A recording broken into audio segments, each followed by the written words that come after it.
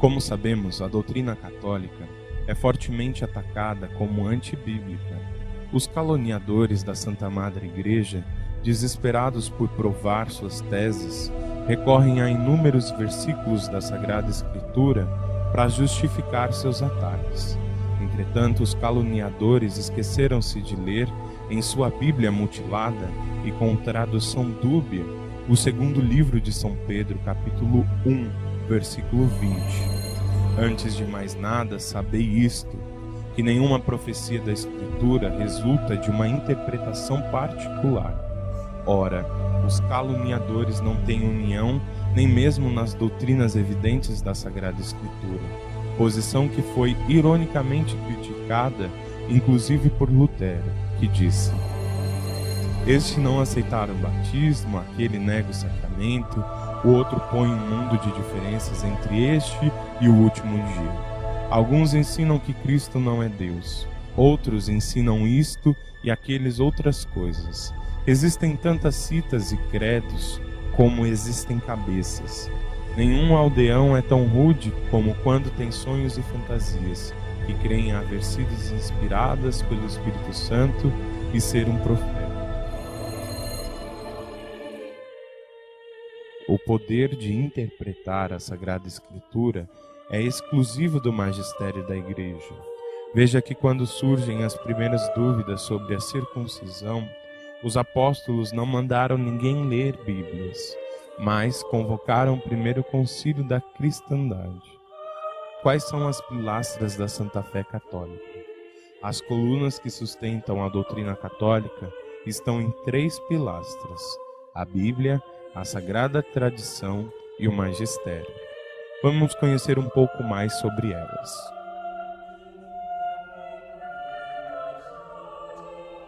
A Bíblia são todos os 73 livros da Sagrada Escritura, de Gênesis ao Apocalipse.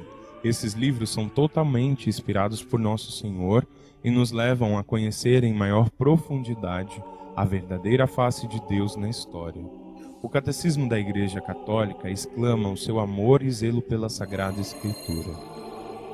Na Sagrada Escritura, a Igreja encontra incessantemente seu alimento e sua força, pois nela não acolhe somente uma palavra humana, mas o que ela é realmente, a Palavra de Deus. Com efeito, nos livros sagrados, o Pai que está nos céus vem carinhosamente ao encontro de seus filhos e com eles fala. Catecismo da Igreja Católica, parágrafo 104.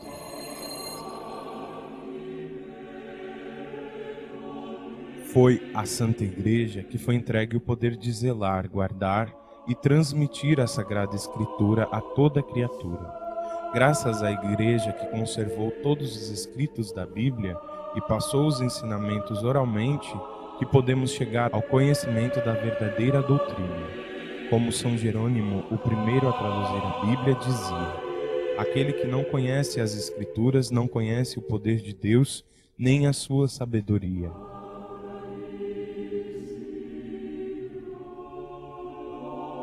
A Sagrada Tradição. Essa é a segunda pilastra da doutrina católica. Nela está contida os elementos da fé dos primeiros cristãos do período que chamamos de patrístico. A doutrina católica leva em consideração aquilo que os primeiros cristãos criam, como agiam e interpretavam a Sagrada Escritura.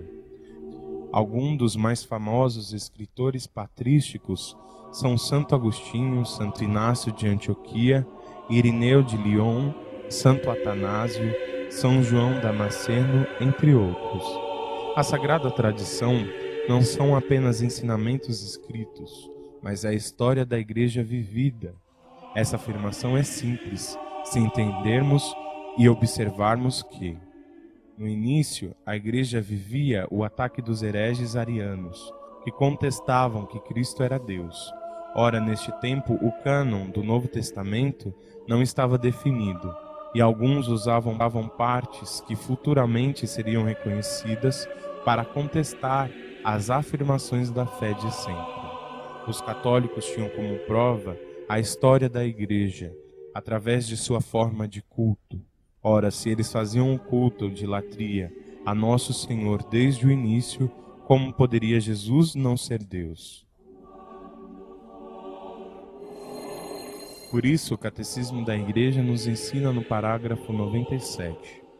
A Sagrada Tradição e a Sagrada Escritura constituem um só sagrado depósito da Palavra de Deus, no qual, como em um espelho, a Igreja peregrinante contempla a Deus, fonte de todas as suas riquezas. A Igreja não pretende, através da Sagrada Tradição, reduzir a Sagrada Escritura. Ambas se completam. Vejam que Nosso Senhor disse aos apóstolos: ide e pregai o Evangelho. Não mandou-os imprimir Bíblias, já que a imprensa só seria inventada em meados do século XIV. O que faria a Igreja se só pudéssemos ensinar através da distribuição de Bíblias? Outros fatos geralmente ignorados são: até pouco tempo atrás, a grande maioria das pessoas eram analfabetas. A Bíblia desmente o fato de ser a única regra de fé, quando a mesma diz: assim, pois, irmãos, ficai firmes e conservai os ensinamentos que de nós aprendestes, seja por palavras, seja por carta nossa.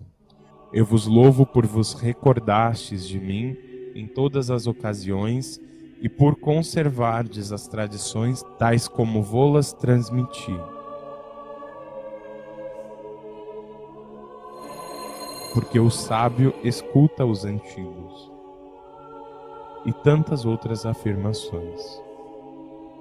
A tradição é estritamente importante para toda a doutrina da Igreja.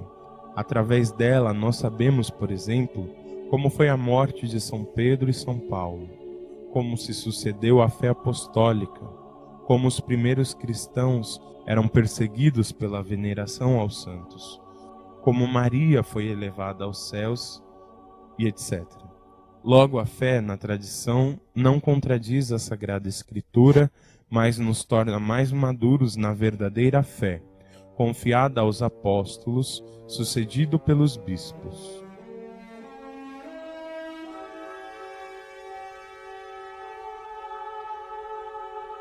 O Santo Magistério.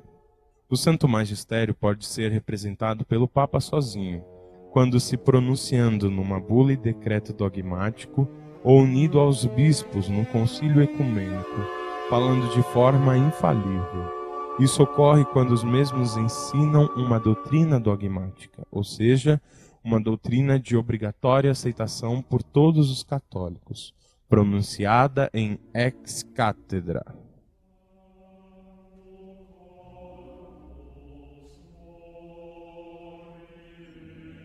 Os pronunciamentos em ex cátedra acontecem quando a Igreja é baseada nas outras duas pilastras já citadas, rejeitando qualquer tipo de reforma desta doutrina e condenando qualquer tese contrária, ensina-nos. Vejamos nesse exemplo. A bula Inefabilis Deus, que trata da Imaculada Conceição de Maria Santíssima, primeiramente lembra-nos que este dogma era crido desde o início do cristianismo. Desde os tempos antigos, profundamente radicada na alma dos fiéis e admiravelmente propagada no mundo católico, pelo cuidado e pelo zelo dos bispos, de modo a mais claro foi professada pela Igreja, quando esta não hesitou em propor a conceição da Virgem ao culto público e à veneração dos fiéis. Depois ela ressalta que na Bíblia existem inúmeros símbolos e indícios que levam a crer na Imaculada Conceição. O anjo Gabriel lhe chamara cheia de graça. Ensinaram que com esta singular e solene saudação, até então nunca ouvida, se demonstrava que a Mãe de Deus era a sede de todas as graças de Deus. Era a exornada de todos os carismas do Espírito Divino. Antes, era um tesouro quase infinito e um abismo inexaurível dos mesmos carismas. de modo que ela não somente nunca esteve sujeita à maldição, mas foi juntamente com seu filho participante da perpétua bênção, digna de por Isabel, movida pelo Espírito de Deus, ser dita: bendita és entre todas as mulheres, e bendito o fruto do teu ventre. Por fim, a bula condena ainda qualquer tese contrária. Portanto, se alguém, que Deus não permita, deliberadamente entende que pensar diversamente de quanto por nós foi definido, conheça e saiba que está condenado pelo seu próprio juízo, que naufragou na fé, que se separou da unidade da igreja e que, além disso, incorreu por si ipso facto nas penas estabelecidas pelas leis contra aquele que ousa manifestar oralmente ou por escrito ou de qualquer outro modo externo os erros que pensa no seu coração.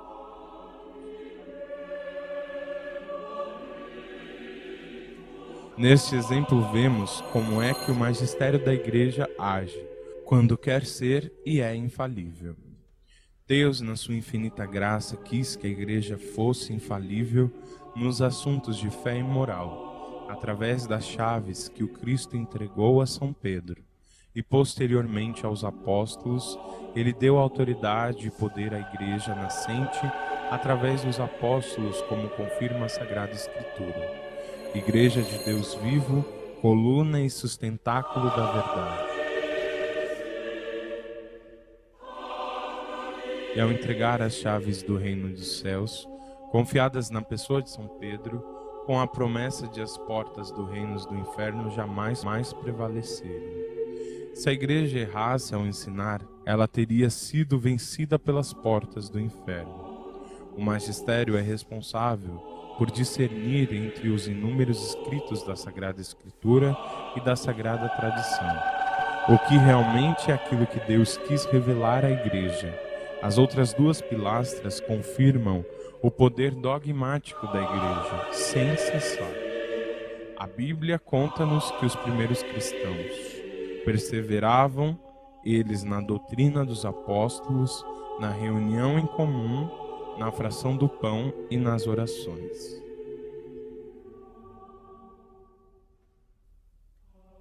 E Santo Inácio de Antioquia, que viveu no primeiro século depois de Cristo, disse: sem um bispo, ninguém faça nada do que diz respeito à igreja. Onde aparece o bispo, aí está a multidão. Do mesmo modo que onde está Jesus Cristo, aí está a igreja católica. Sem um bispo não é permitido batizar, nem realizar o ágape. Tudo que ele aprova é também agradável a Deus, para que seja legítimo e válido tudo que se faz. É evidente que desde o primeiro século da cristandade, o ponto de unidade da igreja se encontra na doutrina dos bispos, sucessores diretos dos apóstolos.